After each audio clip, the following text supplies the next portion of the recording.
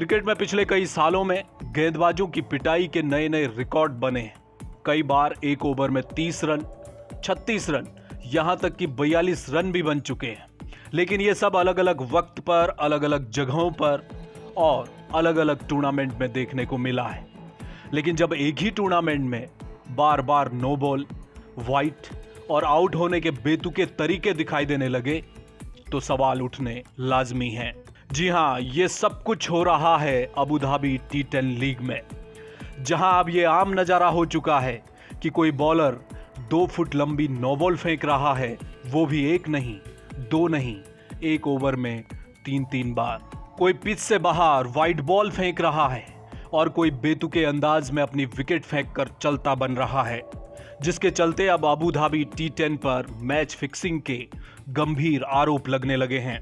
ताजा मामला 25 नवंबर का है, जब दिल्ली बुल्स और बांग्ला टाइगर्स की टीमों के बीच मैच हुआ।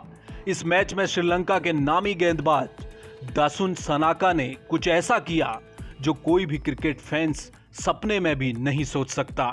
सनाका ने अपने एक ओवर में 33 रन खर्च किए, लेकिन इनमें से 30 रन तो सिर्फ 3 गेंदों में ही आ गए।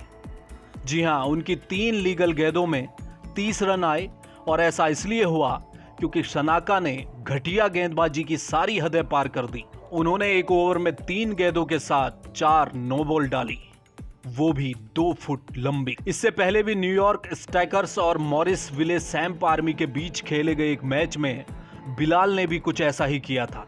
दूसरी पारी के चौथे ओवर में बिलाल ने एक नो बॉल फेंकी। ये कोई आम नो बॉल नहीं थी। दरअसल ये गेंद फेंकते हुए बिलाल का पैर क्रीज से लगभग आधा मीटर आगे निकल गया। आमतौर पर गेंदबाज का पैर इतना बाहर नहीं निकलता। यही कारण है कि अब सवाल उठ रहे हैं कि कहीं बिलाल ने फिक्सिंग तो नहीं की। इसके अलावा भी कई बल्लेबाजों का कैजुअली आउट होना, कैच ड्रॉप, यानी अबू धाबी T20 में स्पॉट फिक्सिंग के पूरे लक्षण दिखाई दिए हैं। यही कारण है कि अब सोशल मीडिया पर लोग खुलकर इस लीग में फिक्सिंग होने की बात कह रहे हैं। ब्यूरो रिपोर्ट, जय भारत टीवी।